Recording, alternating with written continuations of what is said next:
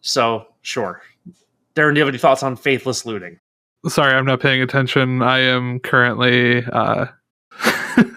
I'm busy cutting out a Mox Opal to put in the eye of my avatar to use as my Twitter profile. Can you make that sentence the cold open?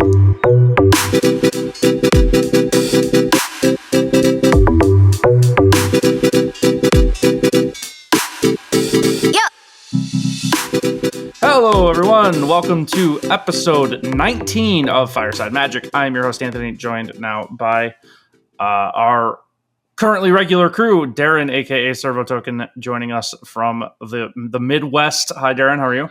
Hello. I am shaken to my very core, and we're going to talk about why. I'm crawling in my skin. Jesse, a.k.a. Cards ENT, joining us from up north. Jesse, how's it going? It's going great. Having a great time. Holiday season. Oh, yeah. And Canada Post is off their strike. Oh, hey. Good. I didn't know that. Congrats. Woo! Good for you. Things are normal at work. I do want to say real quick, there was supposed to be an original episode 19, but the recording got corrupted, and we will revisit some of the topics we talked about and do them later. But I do want to say that we apologize for the hiatus. We tried, and technology betrayed us. So, but we're back. We're here. And then it just didn't line up. We knew there was a ban announcement. We were recording this on Monday, the night of the ban announcement, and we knew there was a ban announcement. We didn't think it made any sense to record before that, so we're here. All right, there is a ban announcement. A ban and restricted announcement did drop today, December 16th. Well, today as of recording this. And there was one thing we knew for sure was happening, or knew beyond a reasonable doubt that was happening. I think the rest of this is kind of a surprise. We're going to go in order. We're going to start with Standard, where there were no changes. I will read what they said about Standard. They said, since our last announcement, Standard has been seeing the addition of Duskmourn and Foundations. Cards from both sets have propagated their way through the Standard metagame, providing ample diversity in both color distribution and macro archetype representation, setting up our first Spotlight Series event coming to Atlanta in early 2025. You can dump Atraxa or Coma into your graveyard with FOMO and reanimate it with Zombify, or perhaps you'd rather use Screaming Nemesis and Heartfire Hero paired with Burst Lightning and Lightning Strike, or maybe a handful of Duskmourn House of Horrors Overlords alongside Xur, Eternal Schemer is more your speed. There's a ton to explore in Standard, and no matter your play preference, there's something for you to sleeve up and battle, and we're very happy with the state of Standard. I don't disagree with really anything they said there. I think Standard's pretty open. Black is still the best color, I think, by a decent amount. Ooh, I don't know about that. Red? Yeah, red's pretty high up there. Yeah, those are the two strongest colors. I don't think there's really any doubt there. But they are correct that all of the colors are there. All the archetypes are there. I don't really disagree with anything about Standard. I don't think we have to spend too much time on Standard. The one question I want to ask you guys, unless either of you have other opinions about them, I think hit us with that question. Is there anything you guys would have on a watch list right now? Yes, a lot of things. 0 things. Okay, I have one card specifically. Yeah, so do I. Okay, what's your card? Beanstalk. Beanstalk. Yeah. Okay. What's the logic? So I've always been a strong believer that a format is great when red is great. So I'm comfortable with the fact that I think red is the most powerful color, and that aggro and stuff. That's fine with me. Well, I want to hit a red card, so we'll get to that. Okay. I don't mind that. I think that if you prepare, that's the kind of deck that you can beat and everything like that. That's fine. I really don't love that you pretty much have to be going underneath or you need to be beansing. I don't like that. There's so many decks now that rely heavily on that. I think that the Overlords made Beans so much better. Yeah, absolutely. I think the fact that a strong Pioneer deck is totally and readily available in Standard, strictly just on the back of how powerful Beans is. I think if you take Beans out of the Domain deck, the Overlords deck, the green-white deck now that is essentially Overlords, but just not Overlords. Yep. I think that it changes the complexion of what Standard looks like, and I think it just makes it a little bit more diverse. I just don't like that. I don't like beans, honestly. I think that Okay. would be the card. I think that's reasonable. I mean, that card's a pretty obvious design mistake. It's like a great card, and I think the power level is just really, really high. And you would think generally in standard, a card of that high of power level in other formats, it would be too hard to abuse it in standard, but it's just not. I think that being able to leyline and Overlord. It's also this town ain't big enough. Is that the name of that card? This town ain't big enough. It's the 5 mana card that costs 3 less if you target something of your own. It just bounces 2 things. Oh yeah, exactly. Yeah. Like so many decks abuse beans and now use beans as like the literal backbone of what their deck does. And I just don't like I don't like how like simple it makes deck building. Like, hey, I put beans and things that cost 5, but I can play quicker, and now I have a mid-range deck. Yep. I don't like that. Like, I think you need to put a little bit more thought, and you need to you need to design some sort of advantage into your deck that isn't just like that easy. And I don't like that. It is sickeningly good with Overlord of the Hauntwoods. I mean, that's just it's super good. And then that's it. The problem is that you put it in, you put some Overlords in, and you're cool. Like, you're chill. Yep. Leyline, and Overlords, you're chill. Like, I don't know if people are still playing Leyline Binding, but that's still legal, so you have that as well. Well, people are in Domain, right? So like, there's just every deck is doing like its own thing. I just don't like that. I think all those decks would be fine in standard without beans, but they just wouldn't be like damning. Like, you just can't choose to not put green in your mid-range deck, which is so strange because green is not even good. You're just putting it in so that you can have 2 beans cards and the Overlord. Yeah. Like, I don't know. I don't love it. So yes, that's the card I would axe. Darren, do you have anything on a watch list? I mean, not really. There's a lot of talk about like sniping things from the best decks, taking like one of the good black cards, maybe cut down so that early game is a little easier to navigate, potentially Kaito, because it's a really difficult to answer threat. I don't really agree that any of these are like, problematic. I think that there's just a lot of good cards right now, and that's a symptom of having like 5 years worth of cards in standard. True. As we rotate out of Dominaria and all the sets that leave with that, I think that standard will start to look a lot more normal, and the cards that we are currently considering as problematic won't be like anywhere near the top of our radar after that point, because there won't be as many good cards available in general. So I don't really have anything that like I'm clamoring to get rid of. I think that the format's very balanced overall, and like they said in the announcement, you can realistically do anything that you want to. So like, where's the problem in that? I don't disagree, and I have one card. I'm not advocating for it to be banned. I just want it on a, hey, like, this could get crazy. My card's Monstrous Rage. I just think that card's so stupidly strong, and just leads to crazy blowouts and not that great of gameplay. I don't have a problem with the deck in general, but I think that card specifically is too good. Potentially too good. I don't think it should be hit yet, but it's the one card in my mind that I'm like, this is maybe approaching borderline for me. That card is a little strange because it like is functionally stronger than a lightning bolt around 50% of the time, which probably not a great thing for your standard format.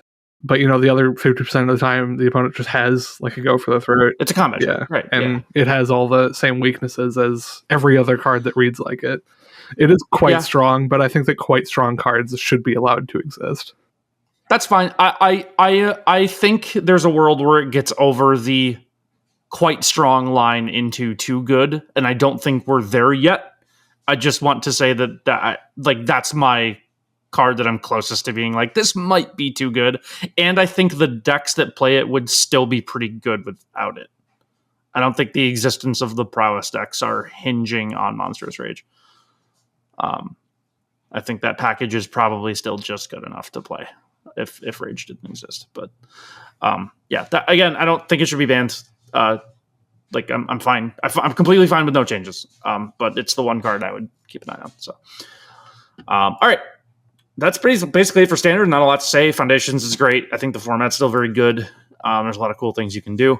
So, I don't really have any complaints. I'm excited for Atraxa to rotate, but there's other good reanimator threats. So, all right, Pioneer up next. There was one band in Pioneer, which I'm shocked. I thought Pioneer would get nothing. I wasn't even sure it would make the announcement. Just like, oh, whoops, we forgot. Sorry. Gigantha the Wellspring is banned. Here's what they said. We have monitored the Pioneer metagame closely since our last BNR announcement, and it has looked healthy and diverse. The format has a variety of macro archetypes, and all the major decks are well within an acceptable win rate and play rate.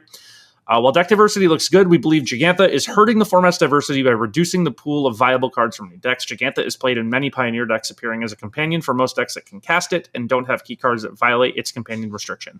The value of having access to an extra card in games where resources are tight means most decks that can play Gigantha do, regardless of how it fits into their strategy. This homogenizes the cards that these decks play, with top-end cards in particular suffering. It is hard to justify playing a personal favorite card or a metagame-specific call if it means giving up Gigantha. It is important to us that Pioneer remains a place where players can use their favorite cards from Standard, and Gigantha does a lot to prevent this, as many of their more powerful cards aimed at Standard tend to have more than one of the same mana symbol in their cost for balance. In the interest of increasing card diversity, Gigantha is banned. I am completely fine with this. Is it going to impact the meta even at all? No, right? Like... Well, maybe. I mean, it was banned for a reason, right? Like a pretty high percentage of decks have access to it. Yes, but it's not like a good card. Yeah. It's a free card. No, and it generally isn't good in many decks. And I mean, they wrote it there saying like, yes, like we know that. It's not good in a lot of strategies, but it's an extra card. So it's an extra card. And that's what it is. I think companions, I think we can all say that. We're a mistake. Oh, yeah. So I don't mind that they're like weirdly, slowly moving towards getting phased out, which is fine. I think it changes things. That's for sure. Like now there's a lot of decision making people have to make. A lot more cards just entered the pool for a lot of decks. If you weren't a coward, you were playing those cards anyway, though. I think... That's my take. I mean, yes and no, right? This that's what this is saying, right? Is that sometimes like you had to give up the opportunity of playing a particular card because giving up Gigantha in 100% of your matchups isn't worth like that one card being good in say like 10 or 15 cowards deck building. That's what I have to say. So it is, but it's the right call, right? And so like now that isn't the case. And so like I am excited to see like small singular changes to the format with it, but again we're not talking grand scale. This isn't creating new decks or taking if your deck stops existing because it no longer has Gigantha, that's correct. So like in the grand scheme of things, no, this does nothing really, but it does a lot for people who actually like actively play Pioneer. I good riddance. This is just going to make... I do think it just makes the format more fun. Because, now you don't have to have the hesitation of like, well, I want to put Embercleave in my deck, but it has 2 red and I have Gigantha, so I'm a coward and I'll use Gigantha. So... I don't know if Gigantha players are cowards. I don't know if this affected either of you guys at all, but Gigantha really skewed a lot of my mulligan decisions. Because every time I saw Gigantha, I would assume that it was like a red aggro deck. So I would keep hands that have like, a removal spell and a curve. And then the first time I had a Gigantha opponent play Spire Bluff, Canal, Consider, I was just like blown away because I didn't even realize Phoenix had like the possibility to play Gigantha as well. That is crazy. And I kept a completely awful hand for the matchup. So I'm glad that things like that are much less likely to happen now. Like offering weird signaling by doing what is effectively like a little juke before the match even starts. I don't think that that's something that we should be encouraging. I also love Game 1 Gigantha and then Game 2 no Gigantha declared. And you're like, oh, what did they bring in? Oh no. Like they gotta have ley lines or something, but I will miss that because that was always funny. Like, what did you have? What do you have? Like, I'm so intrigued. Yeah, but I mean, now that's the case for every deck. Yeah, right. Exactly. Yeah. I think this leads to better gameplay, which is basically what they put. Is that like it just leads to a format where you can diversify even a little bit. Like in our Discord, our friend Island Go Sam said like Searing Blood is unbanned. Sure. Like you don't have to choose between Searing Blood and Giganta anymore, right? You can just put Searing Blood in your deck and not have to feel bad about it. And if it leads to decisions like that, it's for sure a net positive. So I commend them for this. I didn't think Pioneer would get anything, and they didn't get anything like super like impactful on the meta, but I do think they got something that makes the format probably more enjoyable, even if it's a little bit. If anyone tells you they're going to miss Giganta, I don't have anything for you. Just I don't know. Just play the cards you wanted to play anyway. So that's the only Pioneer ban? Yes. So should we ask the same question? Yeah, sure. Yeah. Is there anything on the Pioneer watch list? list? I'm not going to answer. You guys know what I'm going to say. It's fine. I don't. Oh my God, get over it. No, already. I will never get over it. Jeez. I haven't man. touched this format in months. I don't care. I'm not over it. Like, it's not even like that I know. strong of a card. I know.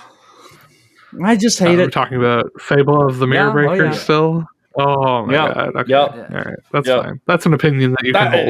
It certainly is. I legitimately don't think there's a card, personally. I might want to throw Thoughtseize out there as well. Okay. What is wrong with you? Coming as a Honestly, you hate fun. As a Waste Not player, it hurts me to say, but I do think that Thoughtseize might be too powerful of a card for Pioneer. I think that the people who have that opinion just don't like to mulligan and don't want to learn how to mulligan. Like, I don't like saying like, skill issue, but like Thoughtseize is not. I don't think that's right. I don't think that's true. I don't think that's true. I don't know. It's something I like think about, and I could be talked into either side now. And I was firmly in the camp of not like thinking those people were crazy, and I am now like I at least see the other side of it now. I get it. I don't think it's like this like combo police card that people seem to think it is. So I think what it ends up doing is being fine against combo decks, and like I don't know. Like I said, I could be talked into it. I'm not saying I would do it, but I get why people want it, and I could be convinced, and I'm like on the borderline of like wanting it gone if I'm not fully there yet. And again, I played a lot of Waste Not in this format, and I've played a lot of Thoughtseize, and like I've seen the card be terrible. I've seen the card be incredible. Everything in between. Like, it's a really high variance card, I think. But I don't know. Other than that, like it's usual suspects. It's like Treasure Cruise, Nykthos. Take a card out of a hat and pick one. We've been through this. Like it is what it is. It's been this way for a while. You can pick any number of cards and make an argument for them, and I think there's a legitimate case, but they don't seem to want to do that.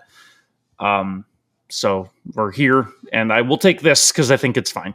But I other than my personal opinions, I don't think there's anything that really needs to be put onto a watch list. How about that? Yeah, I actually can't think of a card. I want to mention Legacy, I guess, real quick before we do Modern, because they did ban 2 cards in Legacy. Modern's the big hitter here. They banned Psychic Frog and they banned Vexing Bauble. Psychic Frog is just the next in a long line of tempo threats that were too good for Legacy because the free protection was too powerful. It was Ragavan, it was Dreadhorde Arcanist, it was I don't know. It's been this way for a long time. This isn't exactly shocking, and obviously Psychic Frog also the upside of just being like good in Reanimator and other things because it has other text. But like, I think this makes sense. Vexing Bauble, sure. Anyone have any thoughts on Legacy? I just wanted to read it because they banned them. I didn't even read this That's fine. explainer. Like I don't even think we so need to. detached from the Legacy format. I'm more interested in the happenings of like actual Vintage because that has more impact on my daily life than Legacy ever will. This is $30 Vintage. Do you follow the Vintage ban list? We do, yeah. Weird. Well, it's just the easiest thing to do. Like, Okay. you Sure. say it is Vintage, and you have $30. Why would that be weird? Like, we've considered banning things. We've considered banning, like, White Plume Adventurer.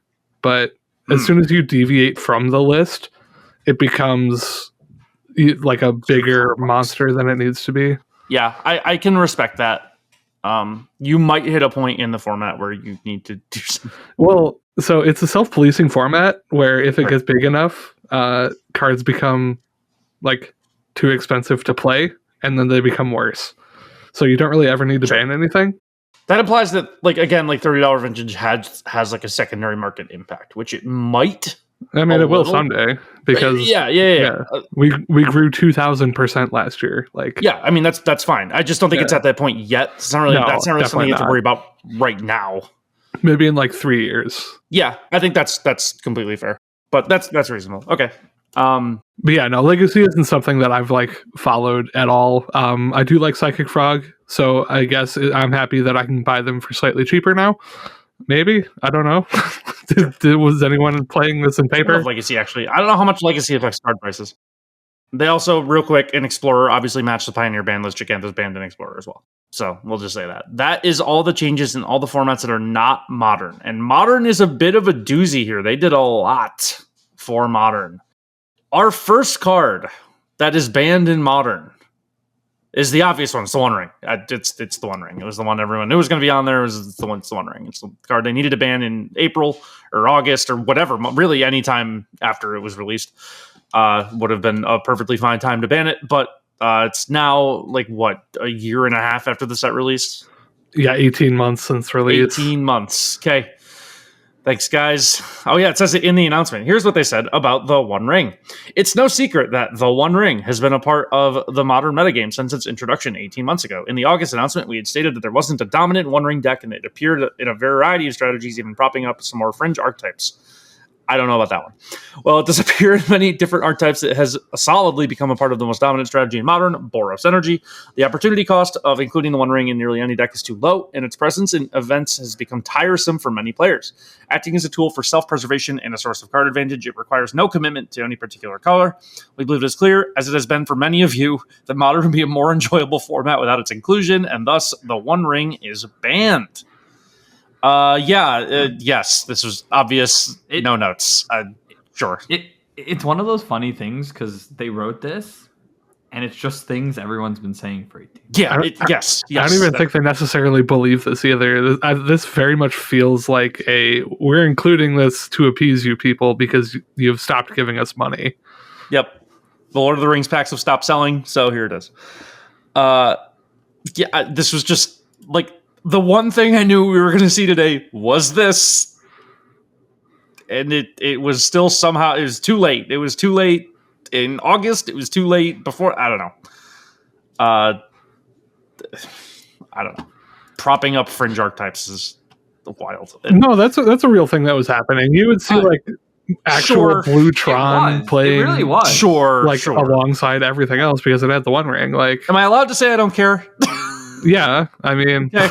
All right, sure, yeah, but it's the truth. It and really was. Those decks combined make up like 15 to 20% of the meta. That's not nothing. Like, I know, like MTG Goldfish data is not the end all be all, but it got up to like 60% metagame share on MTG Goldfish, which is just ludicrous.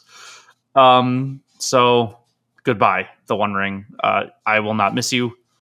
The other thing I knew we were going to get on the ban list was not a specific card, but it was an archetype decision, and we got it. So the second card that was banned, or the second card of the announcement, is Amped Raptor. So here's what they said about that. And I actually like the reasoning for this, but we'll get to this. Removing the One Ring is certainly a big hit to Boros Energy, Modern's most played and most consistently dominant deck, but it also impacts several other strategies. We'd like to ensure that we reduce the overall win and play percentages of Boros Energy directly, though we don't want to eliminate it from the format like we did with Nadu. We considered many cards in deciding how to knock Boros Energy down a few pegs with Guide of Souls, Ajani, Flage, among them. However, we landed on Amped Raptor. Each of those options could reasonably be included in a few other archetypes, while Amped Raptor only appears in Boros Energy. Amped Raptor allows for some of the deck's most explosive starts, acting as an energy enabler and a payoff, and often amounting to 1 to 4 mana in the early turns of the game. So Amped Raptor is banned. I completely get their logic here. Like, let's leave the other cards because they exist in other archetypes. and we want those archetypes to have access to those cards. Let's ban the one that existed in this archetype. I think that is completely sound reasoning. I like that a lot. I don't know if this is enough for Boros Energy to not exist anymore. But they said that wasn't their goal to have it not exist. It's not the goal. They didn't write it, but Amp Raptor is definitely the least expensive card of the ones written. And so that's also correct. Yeah, I also think that's an appeasement to players. It could be. Banning expensive cards never generally goes over well unless expensive card is absolutely like the only option. So I do like that they also somehow unbanned the uncommon, banned the common, uncommon, and not any of the other cards. I hate that they did it. I love Amp Raptor. Yeah, I know you did. I really do. It's a card. I mean, when it came out, the first thing we did was all get on Timeless and build that stupid. I love Amp Raptor. I like the decision. You couldn't just leave Boros Energy by itself and expect the One Ring being gone for that deck not to be like exponentially better. But yeah, I hate to see it go, but I think like it's a good decision. Yeah, I think. Well, we'll see. We're not to the meat of this announcement yet. These are the predictable. No. The next ban is great. Yeah. Oh yeah. Third ban. 3 cards were banned in Modern. The One Ring, Amp Raptor, and a card I don't know if we've talked about yet. Gigantha the Wellspring. See you later. Get him. Get out of here. As far as banning Gigantha, many of the same reasons explained above apply to Modern. Ultimately, the decision to avoid cards that have more than one of the same mana symbol isn't a very interesting or fun one to make. By making a couple swaps in deck building, you can get access to a mostly free 5/5, earning you a couple of percentage points in the win column. This reduces the pool of options you might consider when building decks, which in turn makes for an overall less diverse format. Gigantha is clocking at around 40% of all Modern decks, from Energy to Zoo, and several more fun strategies to reduce the dominance of Boros Energy and increase the amount of diverse card choices available in Modern. Gigantha is banned. Again, sure. This is fine. It's whatever. I don't know. Yeah. It's fine. Yeah. It's literally whatever. As Gigantha was, this is free. Yeah. Gigantha is significantly more castable in Modern than it is in Pioneer. It was absolutely 100%. In Pioneer. Like you would see Tron decks playing it just because they have 5 extra mana laying around. Yeah, and a green. Yeah, and casting it can definitely be part of your game plan. No one was planning on casting Gigantha in Pioneer, so that's why it feels a little more strange that it was banned in that format. But yeah, it's fine. The less companions, this is the free action for sure. It's fine. See you later, companions. Yeah, anyone who cares about this, just I don't have any time for that. Okay, the next part is a little crazy. So people were speculating about unbans, as people do every ban and restricted announcement. This one felt like it was happening, though. It did. I thought we'd get one card. One of these. They gave us 4. They gave us 4 unbans. We're going to go in order. Go in. I want to see what you think the most powerful one is. So go in order of what you think is the strongest. Oh, shit. What I think is the strongest? It's the first one they have listed. I think the strongest one is the first one they have listed on here. All right, then go in reverse order of that. Wait, you really think the second one's better than either of the other two? I think the second one is the most powerful. No, I think it's the first one. Oh, I think it's the first one. I have a reasoning for that. We'll read them. Okay. You want me to go in reverse order? I mean, you gotta say the last one first. We've been asking for it for 7 years. It's been freed. Splinter Twin is unbanned. It's a question for the ages. Would Splinter Twin be strong in today's Modern? Twin was banned back in 2016 after consistently being at the top of the metagame and taking down a few Pro Tours. The fear of tapping out into 3 open mana and dying was real. Do you hold up mana open for removal or try to progress your board state in hopes of getting the game over before they can assemble their 1-2 punch of Pestermite in Splinter Twin?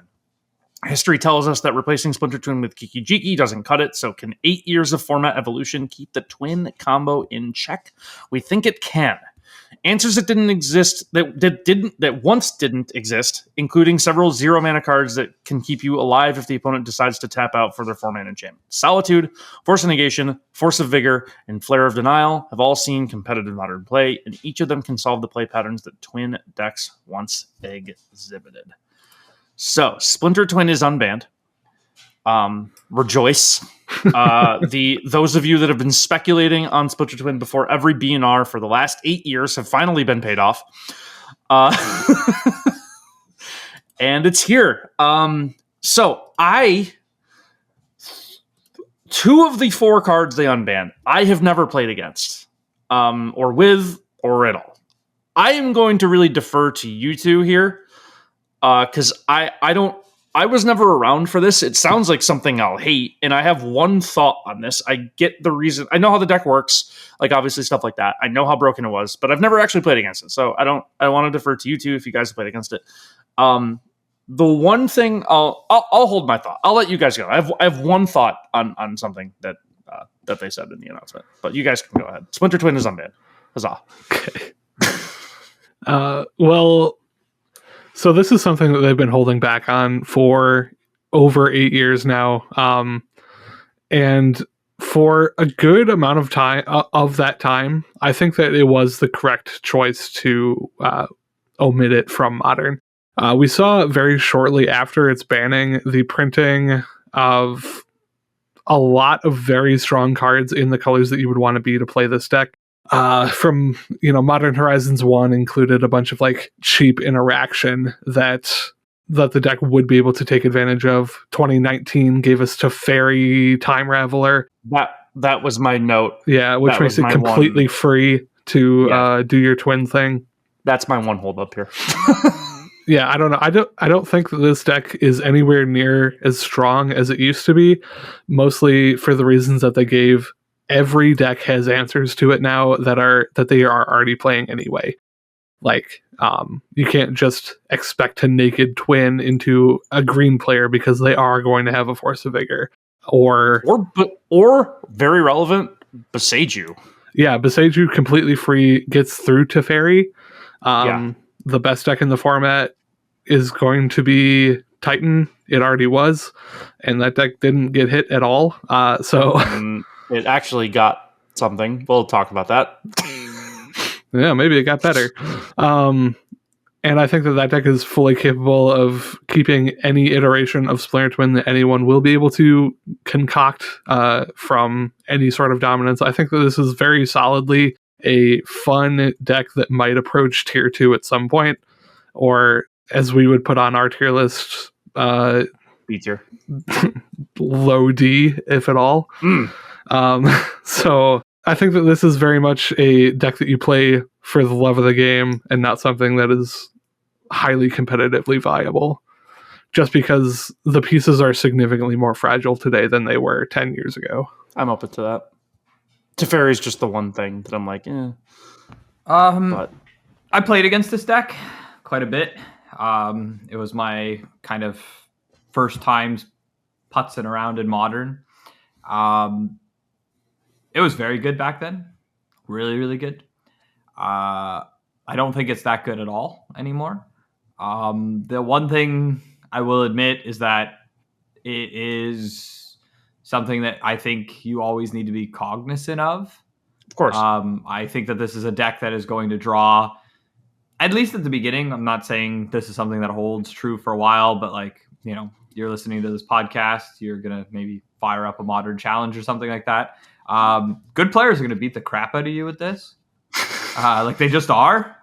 They're going to want to play this, and they're going to beat the living crap out of you. So it's just something to keep in mind that like they wrote it. Tapping out probably ain't all that great in a lot of situations now. Not that it ever really is in Modern anyway, unless you are just doing that because that's what your deck does. So it is just something to keep in mind. I don't know how much long-term power this deck has, but it will always attract really strong players who think they can capitalize on something like this. At the end of the day, this is a turn 4 win deck. So that's something that I think still like matters at times. It's a deck that allows you to tweak and tune and play very similarly to like Murktide, in the sense that you can mess around and play whatever you want and kind of attack the meta, but now you actually have like a straight up win, which I think is kind of cool. I don't know why you'd play Murktide over this, so that's something. I don't know why. Well, we'll get to that. There might be one reason we'll get to in a second.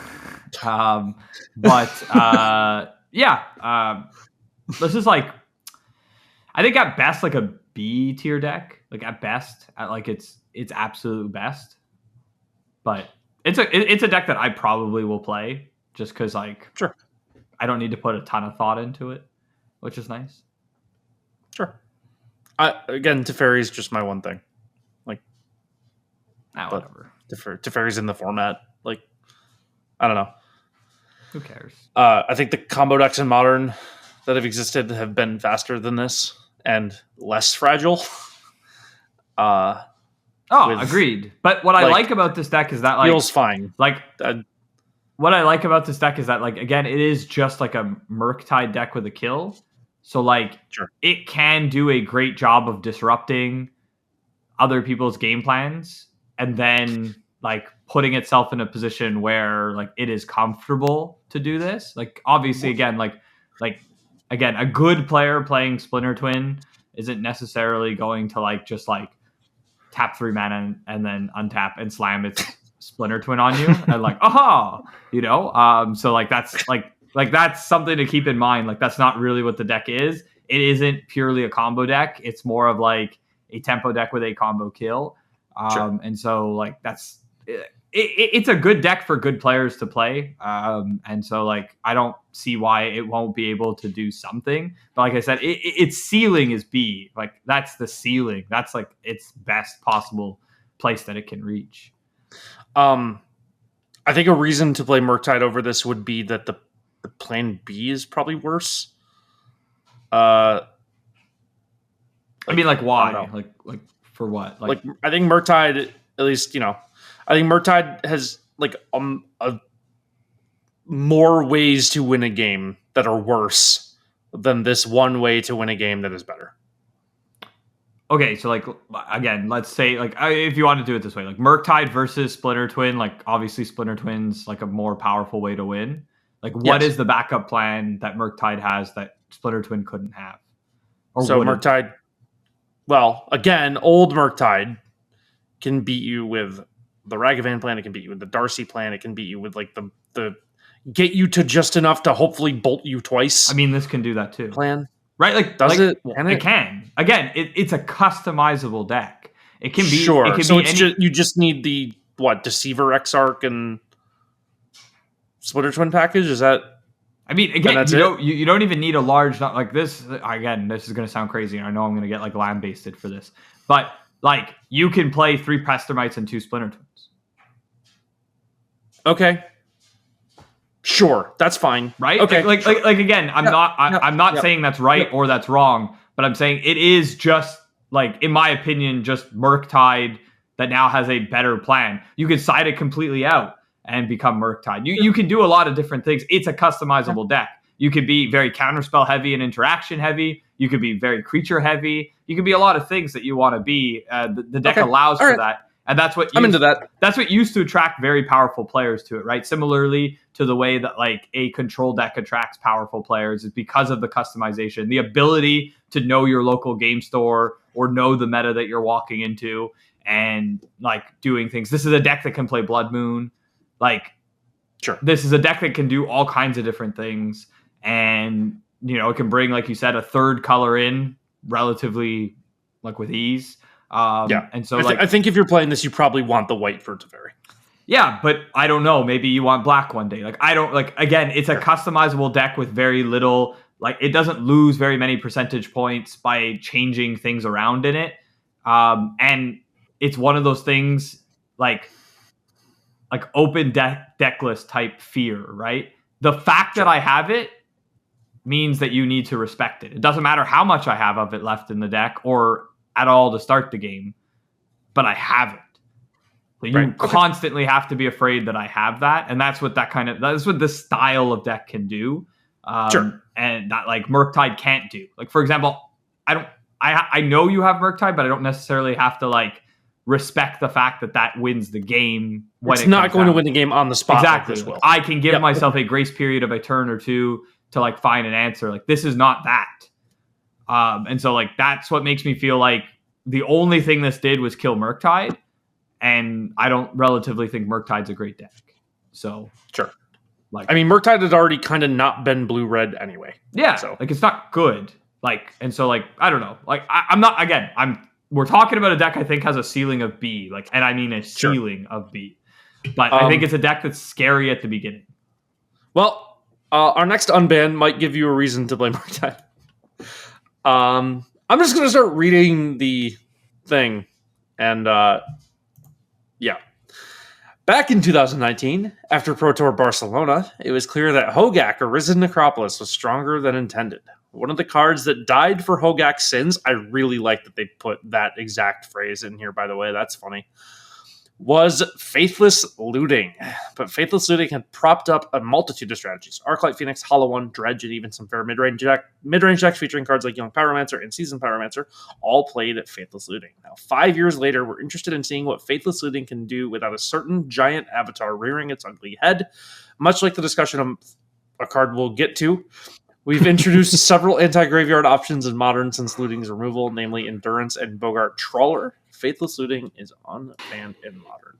I was around for Faithless Looting for the end of it. It was around when I started playing Modern. Like paying attention to Modern. It was around Modern Horizons 1. I know this card's very strong. It was also good in Historic when Strixhaven came out. It was like really, really, it might be banned in Historic. I know how good Faithless Looting is. I think that all of the decks that will want this card are probably fine. Is that fair? Is anyone scared of Phoenix? This is one of those cards that is so good when it's good. Like, and I know so good when it's good that I don't feel comfortable that it exists. That's fine. I feel that about the other two maybe here. Oh, I absolutely do. But this is like, again, I thought my original thoughts was that we were getting Splinter Twin and that was all. I didn't think we were getting anything else. The three other ones are big surprises to me, and they're all, dice rolls. They really are. And they all give me that like suspense feeling of, crap. I don't know what it is because I'm not smart enough to figure that out yet. But like this can't be good. I think one, Orcish Bowmasters makes a bit of difference here. I think. I mean, I don't know. It could. It's like one of those things. Like the way I've always seen this card, I want to do what I'm doing.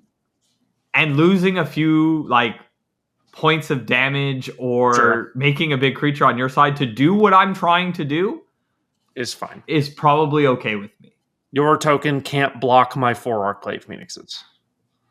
I think I'm not smart enough, and I'm not very tuned into Modern since like essentially what they did, which was finally clear Modern back up for me. But I left Modern a while ago.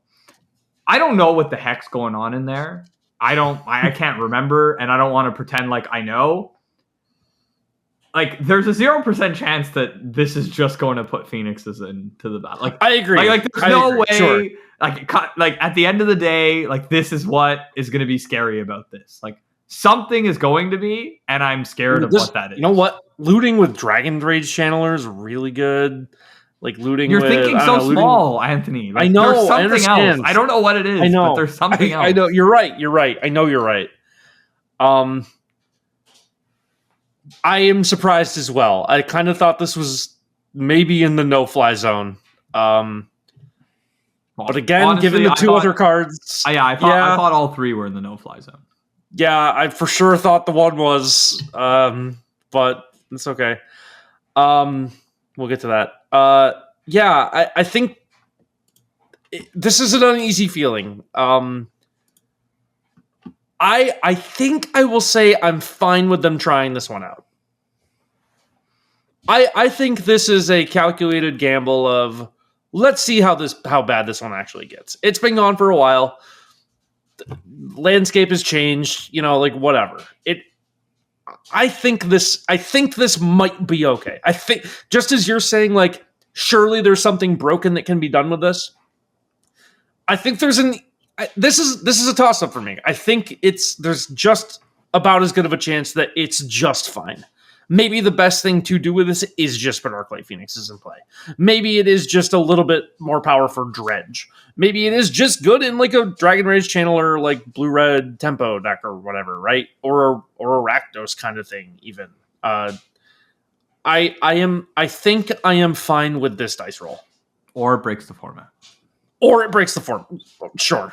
But again, sure. Or it breaks the format. I think it's about a coin flip, to be honest with you.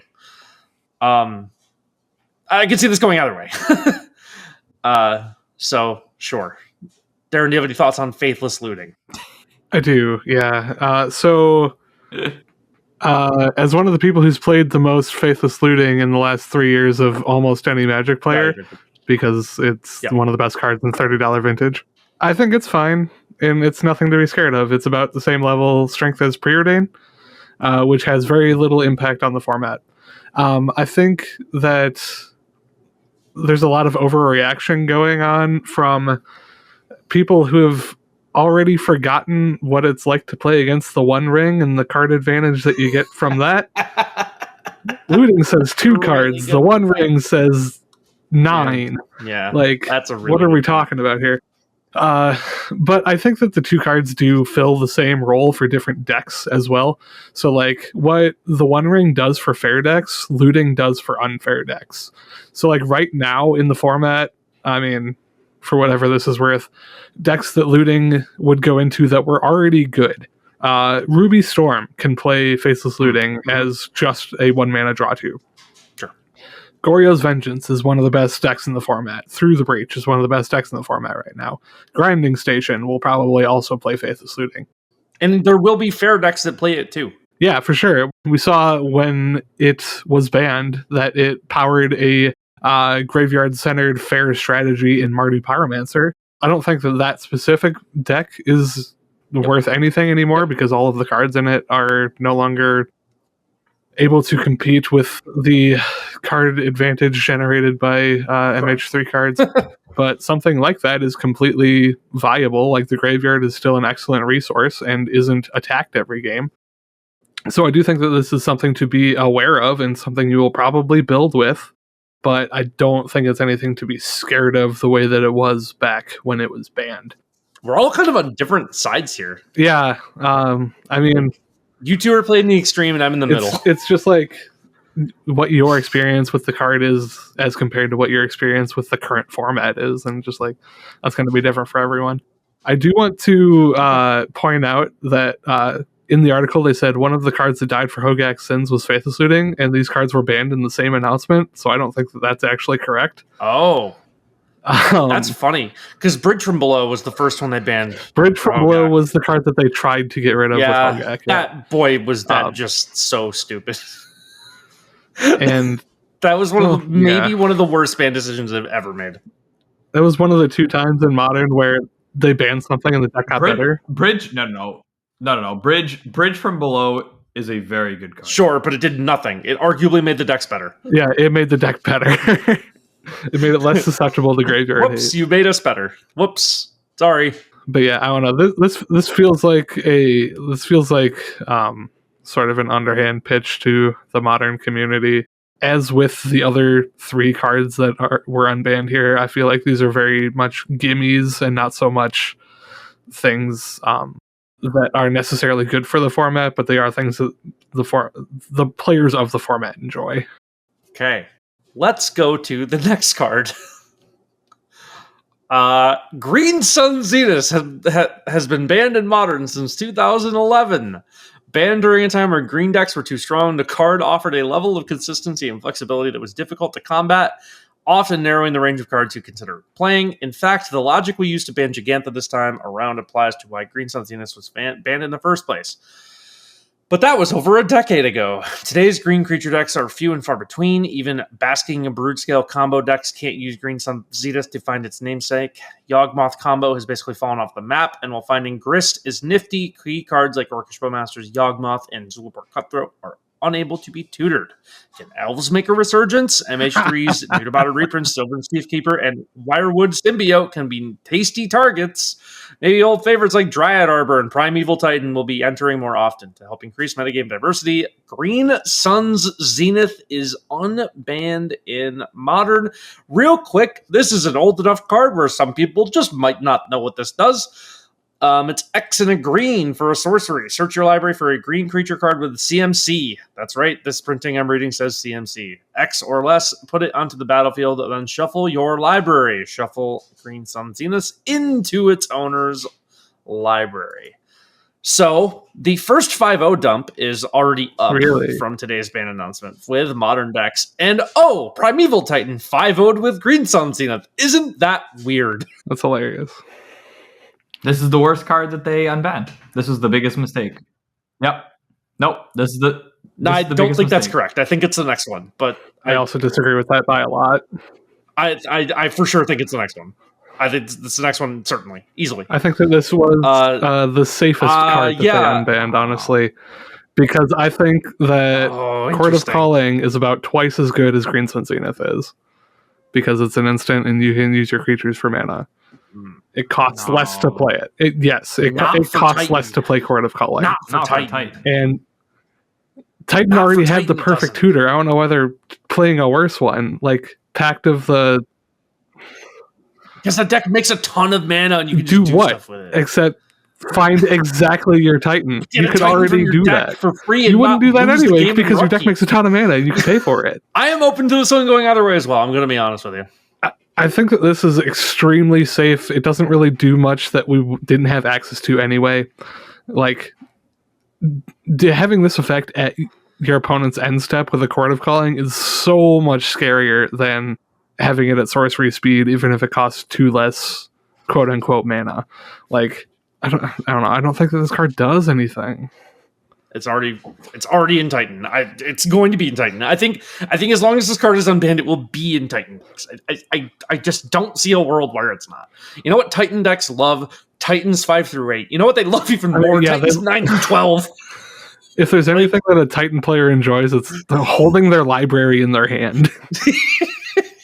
And they will find any excuse to do that. That's correct.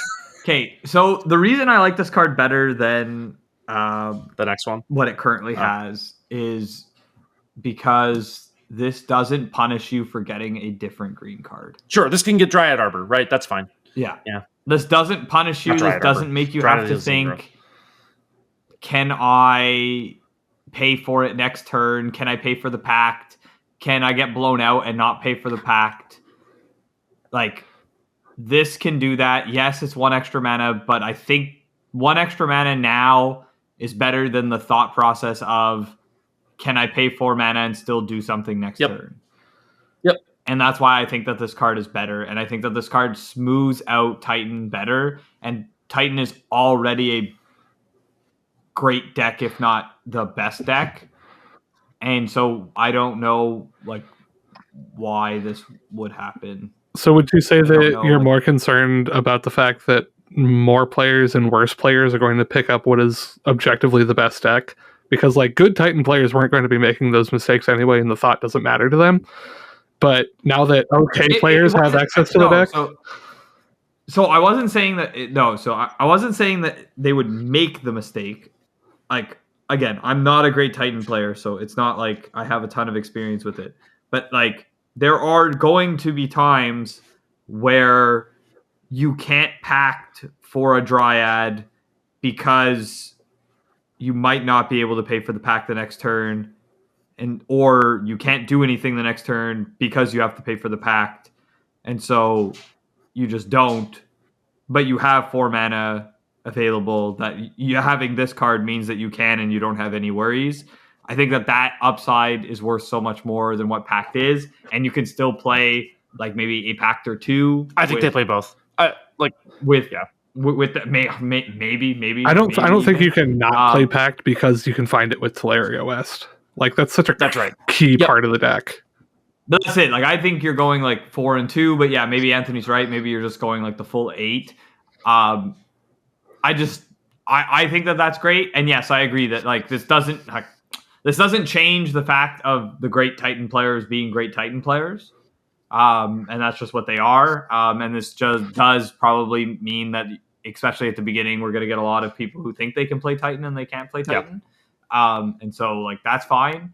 I just don't understand the logic of unbanning this. I don't know what this card does. Like, I don't know why. Like, I don't know what they think it could have done. Will elves come back? Certainly not. Crazy.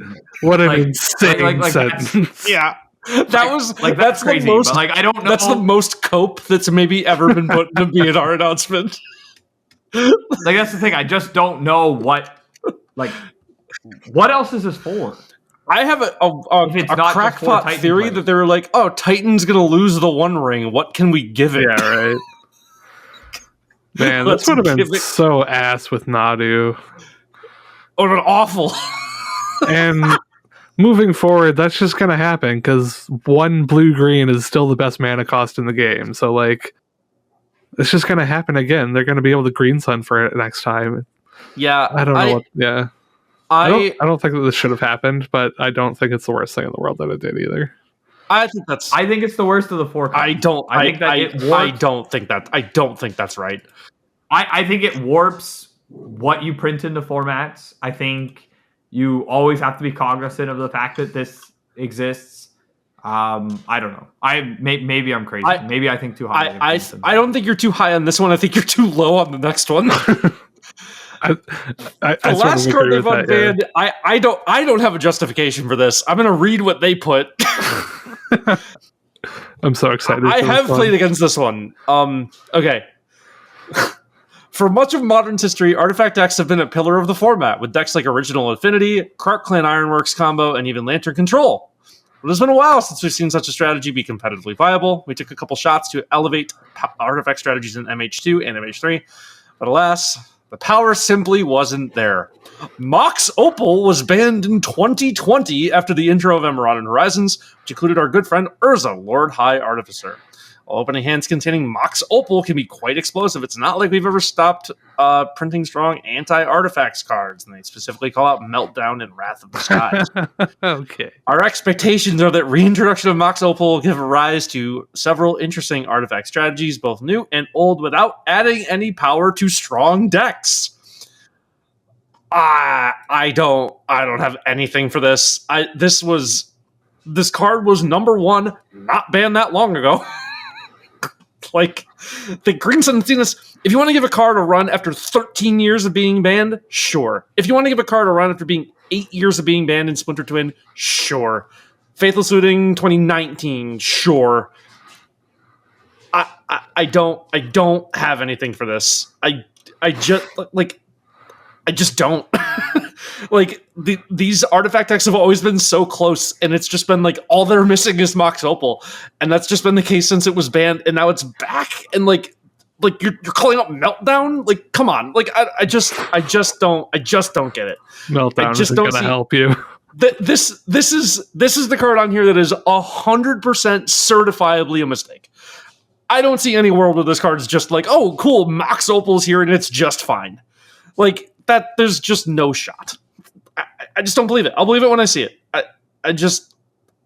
I truly do not. I cannot believe that they unbanned this card. This is wild. I was so hyped when I saw this one. Sure, I like Affinity a lot. It's one of my favorite modern decks I've ever played, and I've only ever played it without Mox Opal. Now that's just here. Like, the Urza Saga's artifact piles are here. I don't know. This is just going to go in a lot of decks I think that they won't think it will go in. Like, I don't know. I don't get it. I don't get this one. Jesse, I want to know why you don't think this is crazy. No, I didn't say that. Oh, okay. Whoa. Don't put words Sorry. I didn't think it was crazy. I think it's crazy. I just think Green Sun Zenith is Okay, better. sure. That's fine. They're both insane. Like, absolutely not. This is like Mox Opal's not okay. I think these are both cards that get banned again. so that would. I had a fun game for you guys. We can play it right now if you'd like. Sure. We're gonna play the game of odds that this card gets rebanned. Hi. 79%. I want to do it with all the cards they unbanned. Oh, great. Sure. So 79% for Mox. 79% for Mox Opal. Oh, I'll take the over on that one. I'm at least 85. Like, this is crazy. Mox Opal? Like, what are we doing? That like 3 I weeks said, I that it's get legal Green is going to be Sun's so fun, though. If you want to give a card a run after 13 years, I get it. A lot's changed. Maybe it's not good. I think it is defensible and honestly commendable to try that, because that has a better explanation of like, well, we were wrong. Sorry, we thought 13 years was enough time. I guess it wasn't. Whoops, our bad. Back on the ban list with you. That is so much less defensible when like this card was banned, what, 2020 they said? Yeah. It was like this card was like just before MH2? Yeah. Right? Yeah. I just don't think this is defensible. I don't see a world where Mox Opal is not rebanned within like 2 years. I just don't think that exists. I think that exists for the other three cards. Hold on. What am I giving you percentage on? Is it just at all? Like, okay, like 2 years, it goes up much higher than 79%. Like 2 years is a lot of time for this card to get 100 better. Okay. Yeah. All right. Within, yeah. How about before the next one? 50% before March. Before. Yeah. Okay. Well, we'll say by the end of next year. Okay. Odds that these 4 cards are banned by the end of next year, end of 2025. 87%. Mox Opal's rebanned. Yeah. Yeah. By next year, like in a year, yeah, 80. I might even still be inclined to take the over, but that's fine. 87. Green Sun Zenith. I think 0. Like I don't see it. Like 76. Okay. Faithless Looting. 20. Yeah, I was gonna say 20. And Splitter Twins like 0. Not That will never see the word banned next to it ever again. Okay. That'll fall the way of like Stoneforge Mystic and Jace, where it's just like Yeah. I don't know. I don't know if it's that bad. Don't. That's bad. that bad. Don't say I don't know that. if it's that bad. I don't know if it's that My bad. boomer heart. I do not understand Mox Opal. I don't need to understand it. I'm just so pumped. So argument in my Green Sun Zenith here. Okay. Mox Opal absolutely gets it. Okay? That I'm comfortable with. It will happen at some point in time. Sure. I do believe that there's a much lesser chance Green Sun Zenith doesn't get banned. But I think that Green Sun Zenith is more, or has the potential to be more problematic Okay. than Mox Opal does. But Mox Opal is a guarantee because it limits the way that you build sets immensely. Like, absolutely immensely. And it already begs to be cracked open and destroyed, and it will be. Green Sun Zenith, you can tiptoe around, and it might be okay. I still think they're both problems, but I think that Mox Opal is definitely more likely to be banned than Green Sun Zenith. It doesn't change the fact that I think Green Sun Zenith is the more powerful card. How easy is it to turn on Mox Opal turn 1? Like, trivial? 75% of the time it's on turn 1. Okay. Great. Good. That's high, but yes, I think it's definitely high, but I don't know. 75%. You need seems 2 copies of counts cards itself? that you play 8 to 12 copies of. Why does it count itself? Yeah. Yeah. What? Uh-huh. I don't even know if I knew that. Yeah. Well, yeah, of course. It's just counting. So our you just play You play an bridge and a Ornithopter Mudknight. and a Dark Steel, and you have 2 mana. Great. Good job, guys. What is this? What are we doing here? Well, I'm going to be 8 casting for the rest of my life. Absolutely. Of course. You should be. Yes, that's correct. You should be. Friendship with Psychic Frog over. Thought Monitor is new best friend. Yeah, that's fine. Nice meltdown, idiot. My guy costs 7. Yeah, they're acting like they didn't print like a ton of powerful like artifacting stuff in like MH2. If you don't Wrath of the Skies on turn 2, you just lose. It's game over. Like, you're not going to have the mana to kill my dudes. Yeah. And that's Affinity. That's not even mentioning like the reason they banned it, which was Urza, which is still legal. I think this card is... I don't think Urza is playable, honestly. I think that card is way too slow.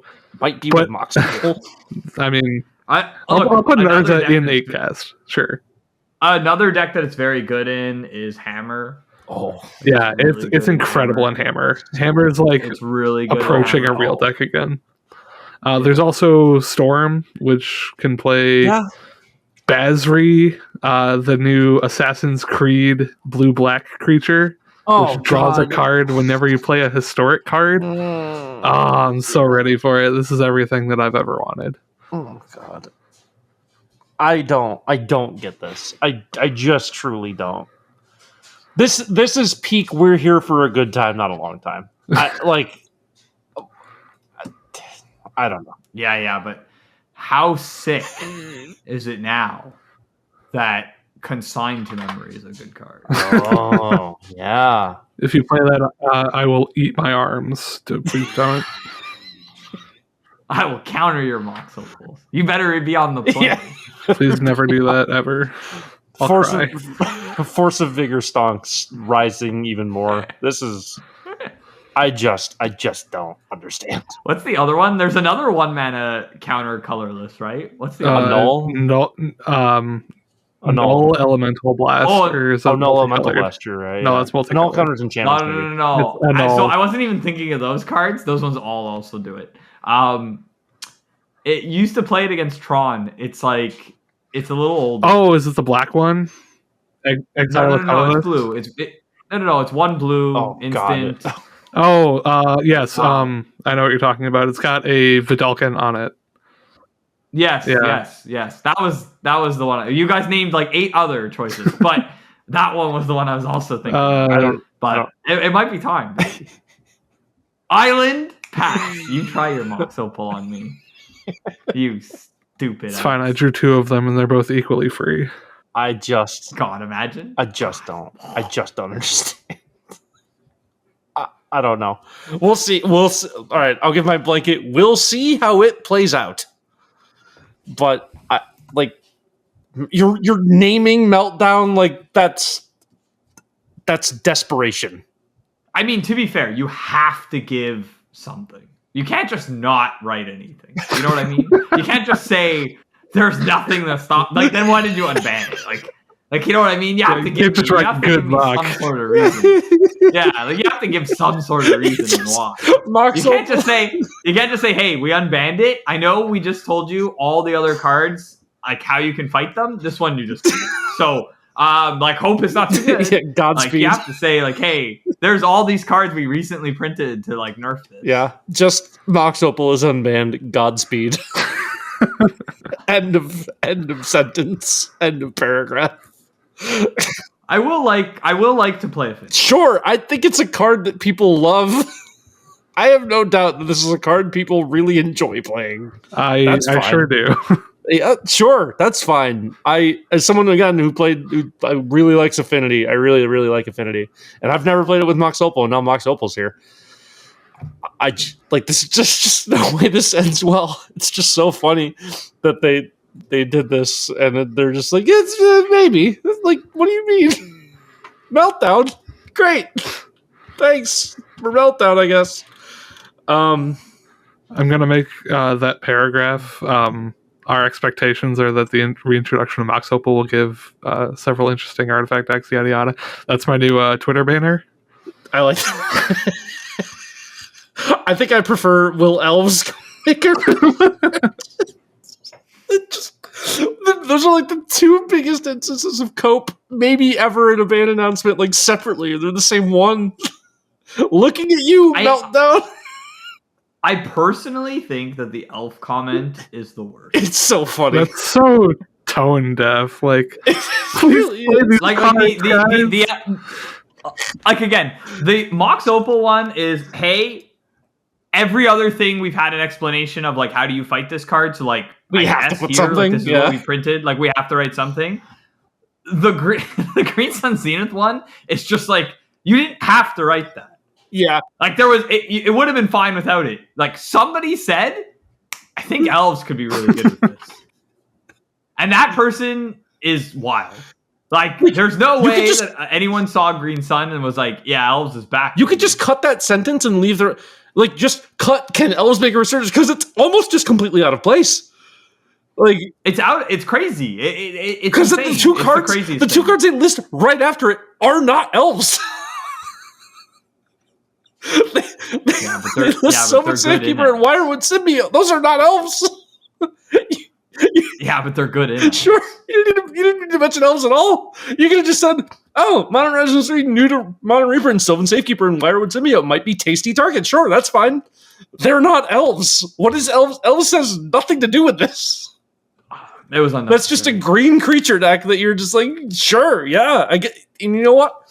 Credit to them. If an elves deck exists, it will play this. Sure, that's fine. I don't know. See, I agree. I agree with Darren. Court of Calling is so much better. So much better. Even wrong. You're not even wrong. So much better. Like Green Sun Zenith in elves like is good, but not as good as like elves has a lot of creatures to make Court of Calling like worthwhile. Like the argument for Titan players is that like Court of Calling just is more mana. Like that just doesn't do anything for them. Like Green Sun is better in that instance. But like if you are a predominantly creature deck, Court of Calling is the better choice. Green Sun Zenith is there to get something extremely particular in a deck that wants to do something that isn't necessarily creature based but needs that particular creature. You're not wrong. This is like the elves comment is out of pocket and makes no sense. Like that's the worst thing they wrote in the entire. It sounds like someone made a bet that like putting elves into MH3 would make them playable, and they're just like really want that free lunch. I just really love that the two cards they list just aren't elves. Maybe like cite examples of elves. You just name two cards that are just explicitly not elves. I just don't get it. I don't know. Meltdown and Wrath of the Skies is just I think I love everything about this announcement, but not in the way they wanted me to. It's like it's so sure. Sure. So, with all of this, all right, a quick recap of the modern banned and restricted announcement. The One Ring, Amped Raptor, Gigantha the Wellspring are all banned. Mox Opal, Green Sun Zenith, Faithless Looting, and Splinter Twin are all unbanned. They're back. They're here. What?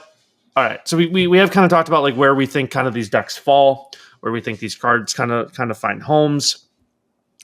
I am also curious to see the impact on the game without the One Ring in it.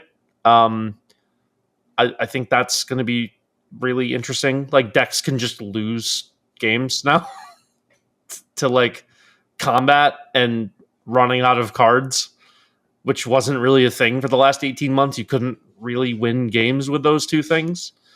So like that's really compelling. I am, like I said, concerned they didn't maybe hit enough from energy.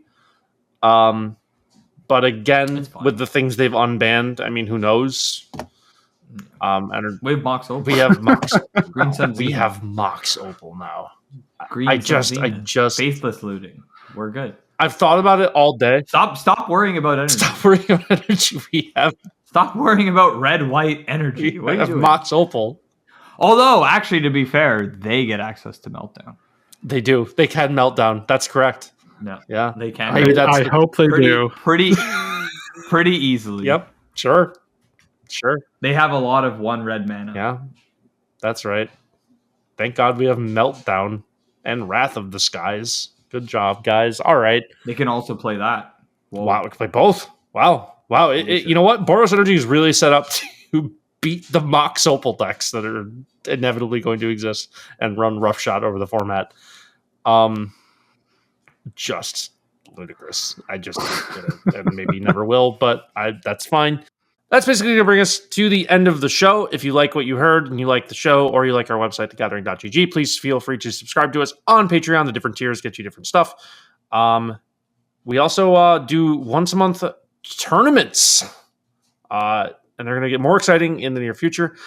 This month's tournament is going to be Timeless on December 28th. We're going to have a little Timeless action.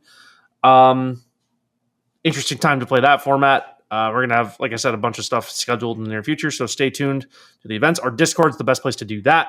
The Gathering Discord, it is linked on the website, thegathering.gg. And in the description of the show. What's that? Oh, and it's in the description of the show, even better. It is free to join. Pretty active. There's a pretty solid community, a lot of brewing that goes on, a lot of nice discussion throughout the day, so you can come feel free to join us over there. Darren and I are pretty active in it, and Jesse is technically in there. Jesse is there as well. Jesse is also in the Discord, technically. Physically, maybe not. Technically, yes. So there's a lot of stuff that goes on in there. It's a pretty fun hang. Everyone there is pretty cool. So please feel free to join if you like just talking about Magic with random people online. And us, who are also just random people online, but that's fine. We also have a TCG Player affiliate code that you can use, linked on the website, linked in all of our articles. It helps us out. If you use that, we would appreciate it as well. That's pretty much it for the show, but split second question. Yes. In the spirit of this ban list, Jesse, what is your favorite of the companions? My favorite companion? Yeah. Oh man. God, I don't even remember all the companions anymore. I guess it's Yorion. It's the one I played the most. I guess. Okay. I don't remember the companions, man. Darren, what's your favorite companion? Obosh, for sure. It's the coolest art, coolest effect.